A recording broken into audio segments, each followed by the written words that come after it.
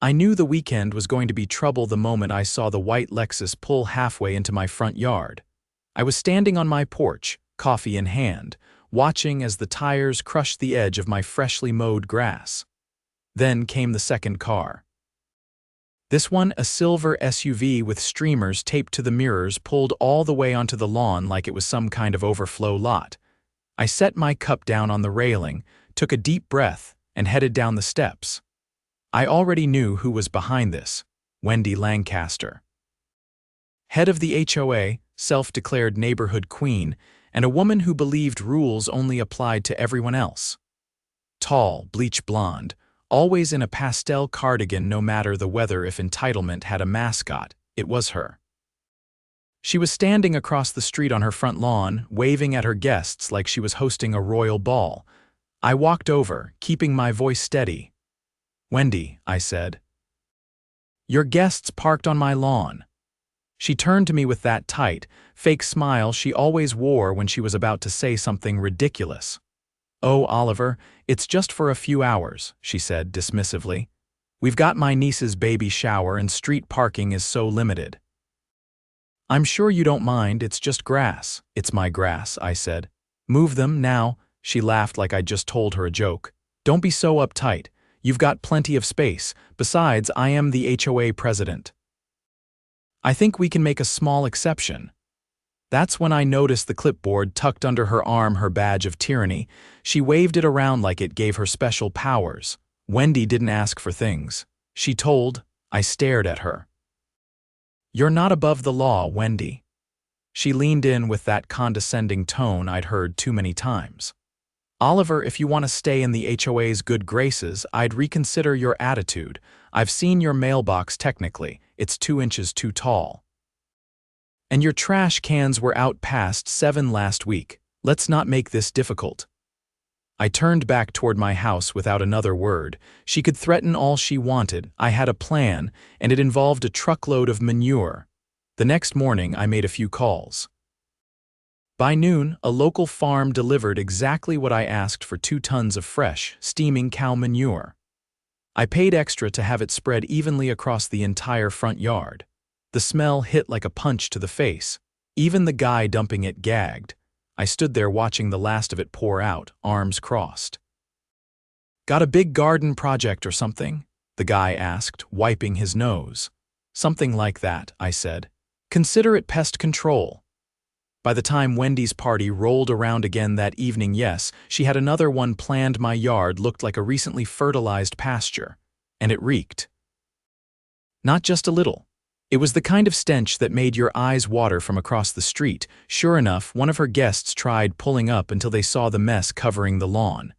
They paused, then backed right out. Another car pulled up, cracked the window, and immediately drove away. Wendy came storming over, heels sinking into the sidewalk. "What the hell did you do to your yard, Oliver?" I didn't even flinch. "Fertilized it. You said it was just grass." "This is harassment. I'll report you to the HOA." "Great. Take it up with the president," I said. "Oh wait, that's you?"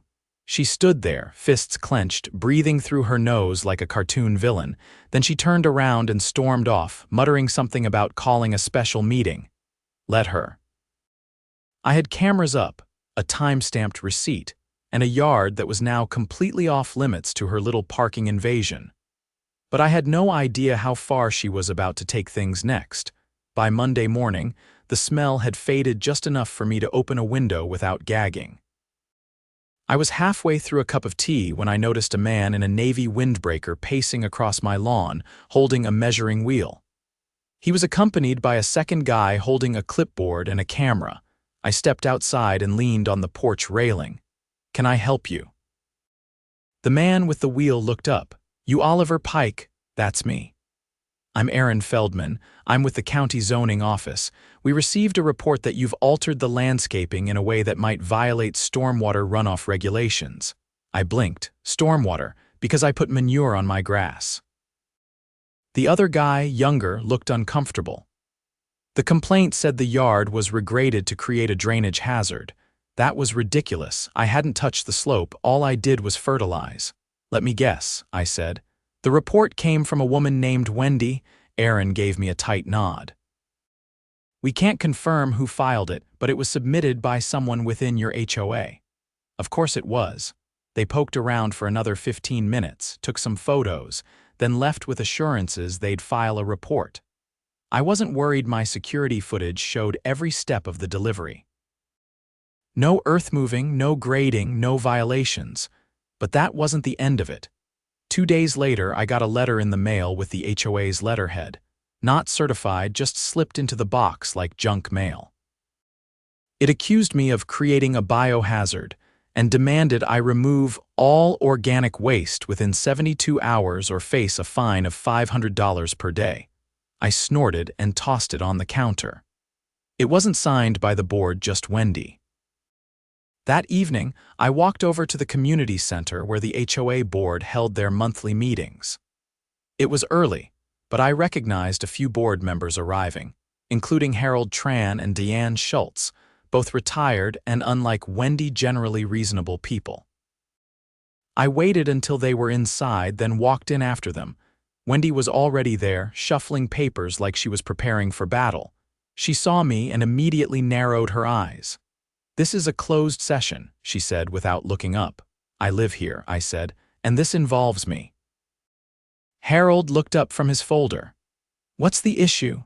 I pulled out a printed still from my security footage, one that showed Wendy waving a guest toward my lawn. "I've got recordings of her encouraging people to park on my property without permission. And now she's filing fake zoning complaints out of spite." Deanne adjusted her glasses. "Wendy, did you file a report with the county?" Wendy gave a little shrug. "As a concerned resident, I have the right. His actions affected the neighborhood." "His actions?" I said, stepping forward. "You mean defending my property after you let a dozen people treat it like a tailgate lot?" she scoffed. "You're being dramatic. It's just grass and cow droppings. You've turned the entire block into a health hazard." I laid 3 sheets of paper on the table, certified results from a soil test I'd paid for that morning. No contamination, no runoff hazard, just nitrogen-rich fertilizer. Harold skimmed the top page. "These are from Greene County Labs." "Yep, independent and licensed." Deanne pointed at the HOA fine notice. "Wendy, this wasn't approved by the board. You can't issue fines unilaterally." Wendy's jaw tightened. "Well, someone had to take action. He's retaliating publicly, and it reflects badly on all of us." "Retaliating?" I echoed. "You trespassed." "I used my own land as I saw fit, and now you're trying to muscle me with phony violations." She turned to Harold, clearly trying to change tactics. "He's always been difficult. He refused to cooperate with our community guidelines." Harold folded his arms. "That doesn't excuse you submitting fake reports to the county." Wendy's voice dropped.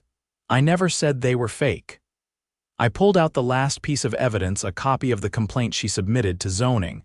I'd gotten it through a public records request. She'd used her HOA email, signed her name, and even attached a photo that was clearly taken from her upstairs window. Harold read it, then looked up at her. "You said he regraded the lawn. That's a serious accusation." She hesitated. "I assumed he had. It looked different." "You assumed." "You made a legal complaint based on a guess." At this point, Deanne took out her phone and started texting. Wendy noticed. "What are you doing?" "Calling a special board vote," Deanne said calmly. "This is abuse of authority and it needs to be addressed." Wendy went pale. She started gathering her papers. "This is a witch hunt. You're siding with someone who brought manure into our neighborhood." I leaned in just enough for only her to hear. "You started this. I just made sure the smell matched the behavior." By the end of the week, I got a letter, official this time and certified. It stated that the board had convened and voted to suspend Wendy's authority pending a formal investigation. Harold even called me personally to apologize for the unfortunate escalation. But Wendy wasn't done.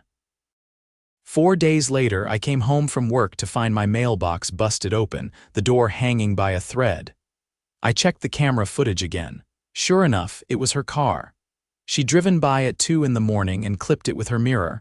I filed a police report and provided the footage. The officer who came out recognized her name immediately. "She's on our radar," he said. You're not the first neighbor to complain. I went to the local magistrate the next morning and filed for a restraining order. It wasn't hard with the video evidence. A week later, a sheriff's deputy served her the papers in her driveway. She screamed at him for 10 minutes while the entire cul-de-sac watched from their windows. The fallout came fast. Once word got out about the restraining order, 3 other residents came forward with stories. One woman claimed Wendy had threatened to fine her over a non-compliant curtain color. Another said Wendy opened their gate without permission to measure their backyard shed. Turns out, she'd been running the HOA like a dictatorship for years, but no one had pushed back until now. The board finally had enough. They held a public vote to remove her entirely. It passed by a landslide. I didn't attend the meeting. I didn't need to. I was at home, sipping tea, windows open, the air finally clean again. My lawn, by the way, had never looked greener. A week after Wendy's ousting, things finally began settling into something that resembled peace. Without her constant interference, the neighborhood had the strange, unfamiliar hum of normalcy. No clipboard patrols, no surprise notices taped to doors. Just the sound of sprinklers and the occasional dog barking. But just when I thought the drama was buried with the manure, a storm came, not the kind with thunder, but the kind with subpoenas. It started when Harold knocked on my door early one morning, wearing a windbreaker and holding a folded manila envelope like it was radioactive. "Oliver," he said, without bothering with small talk, "I need you to see this. You're not the only one Wendy's been targeting." I stepped aside to let him in, and he laid the documents out across my kitchen table. At least 20 pages. They weren't HOA fines or empty threats. These were bank statements, emails, and scanned invoices.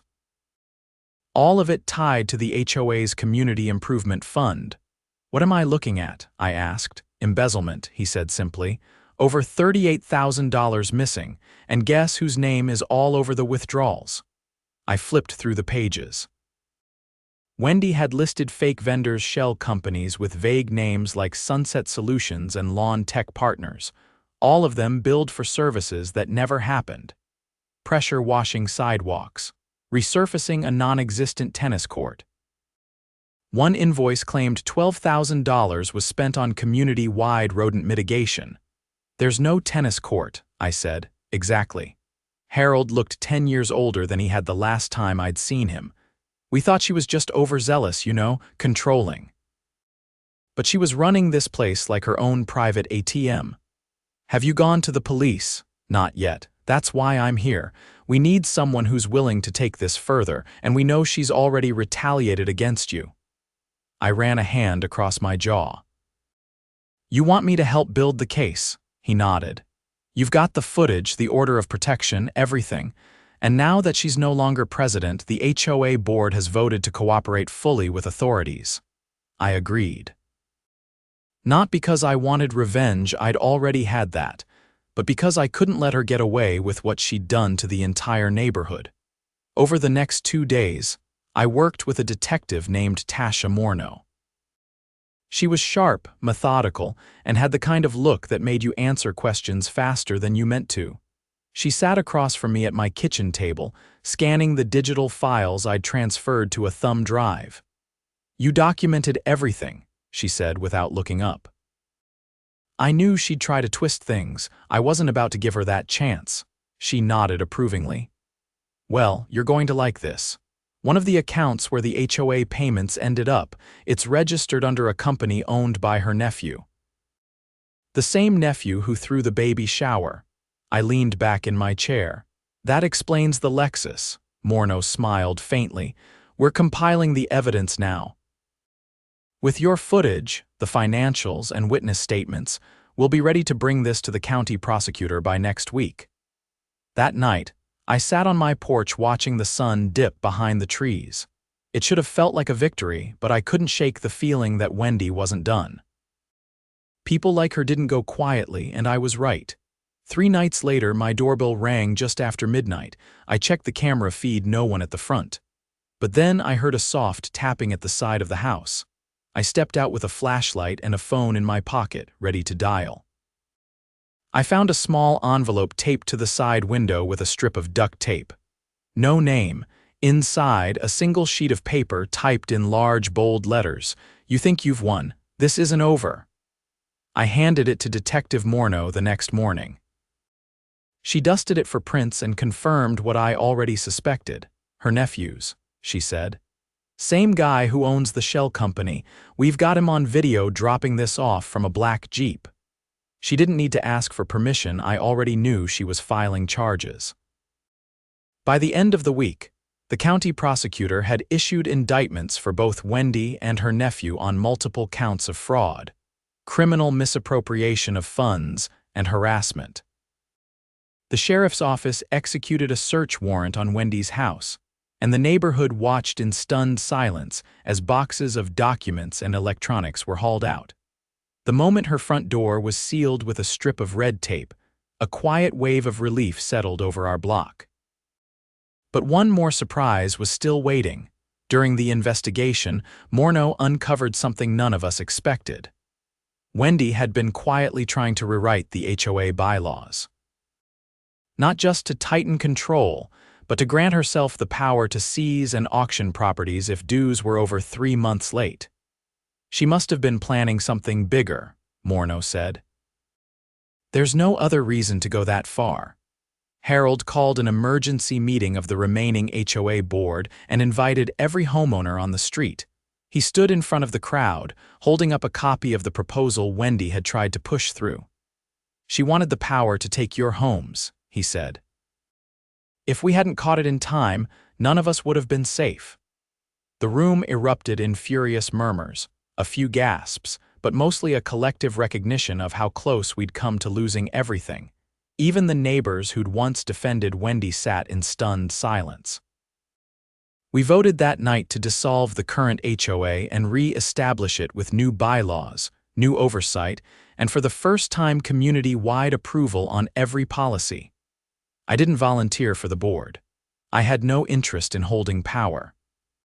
But I did write the amendment clause that required any future board to provide full transparency on financials and voting.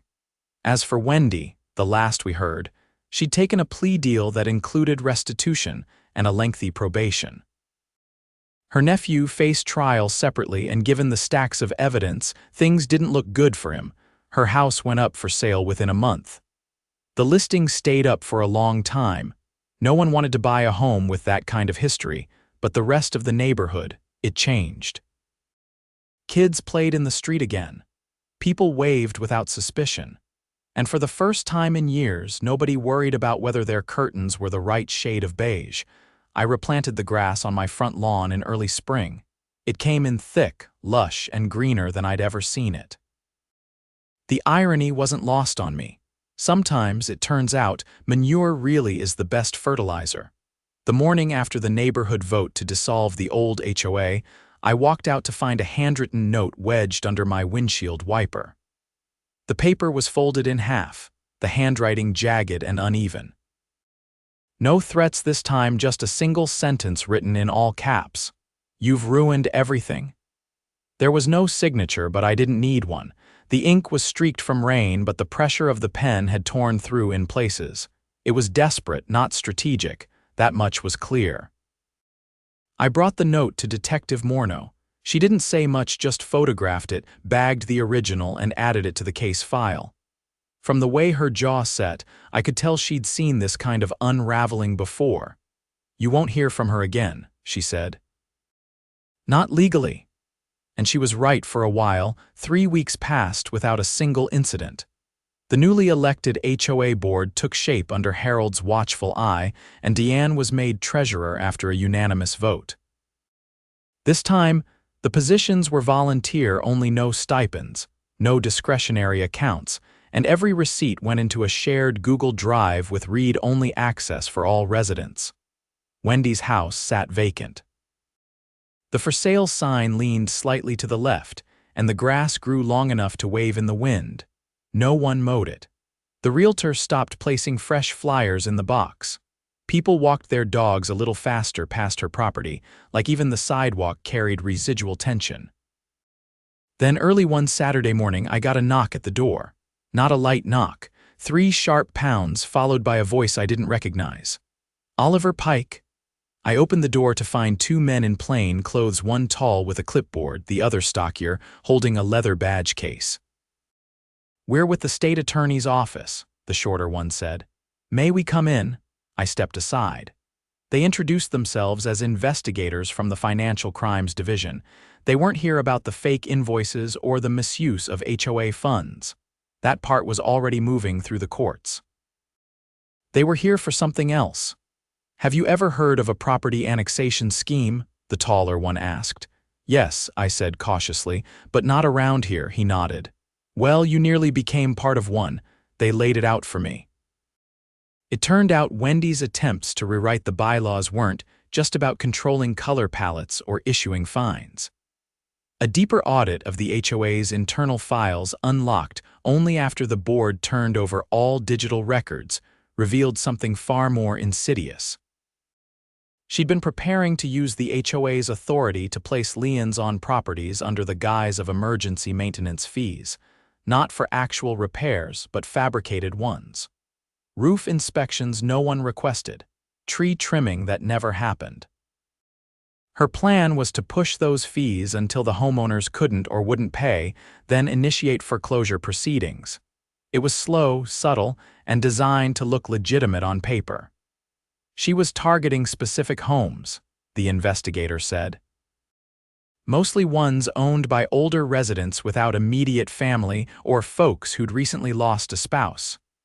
He flipped a page on his clipboard and pointed to a list of addresses. One of them was mine. "Wait," I said. "She tried to target me too. She had notes in her records about your property value, lot size, and resale potential. You were flagged as stubborn but manageable." I wasn't sure whether to laugh or punch something. The agents believed she never got far enough to execute the plan, my Manure stunt, and the subsequent fallout had disrupted her timeline. But the attempt alone, backed by financial records and emails, was enough to warrant federal interest. They were coordinating with HUD and the state attorney general. "What happens now?" I asked. "Criminal conspiracy to commit real estate fraud," the agent replied flatly. Her plea deal's off the table. I watched them leave, their unmarked sedan pulling away from the curb. For a long time, I just stood in my doorway, staring at the empty house across the street. Later that afternoon, a moving truck arrived. 2 men stepped out, loaded a few boxes from her garage, mostly old bins and dusty furniture, and drove off without a word. No one came to claim anything else. The next day, a green sticker appeared on the front door. Code enforcement. The property had officially been seized as part of the ongoing investigation. The lawn was mowed by city workers later that week. By the end of the month, the house was listed as government-owned pending auction. But no one in the neighborhood wanted it. We petitioned the city to turn it into a public green space, a place for kids to play, for neighbors to gather, a place without fences or surveillance cameras. The petition passed after a council vote. They named it Lancaster Commons, not in honor of Wendy, but as a warning. A plaque at the edge of the lot read, "Let this space remind us that power without accountability becomes poison." One evening, Harold invited me to a backyard barbecue. Nothing fancy, just folding chairs, a couple of lawn games, and a cooler full of soda. As I walked through the gate, Deanne handed me a plate of potato salad and a paper cup of lemonade. "We're planting a tree next week," she said cheerfully. "You should come." "What kind?" "Red maple." "Something with deep roots." People laughed, passed around grilled corn, and kids chased each other barefoot across the grass. No one talked about bylaws or fines. No one brought up color-matching mailboxes or fence height restrictions. We just existed, together. Finally. I stayed until the sun dipped below the rooftops, casting long shadows across the commons. As I walked home, I passed my lawn, the same one that had once been buried under a mountain of manure, and saw something that made me pause. A single red tulip had bloomed near the edge of the property line. I hadn't planted it. Maybe it came in with the fertilizer, maybe the wind carried it, but it was there. Bright, defiant, and completely out of place, I left it.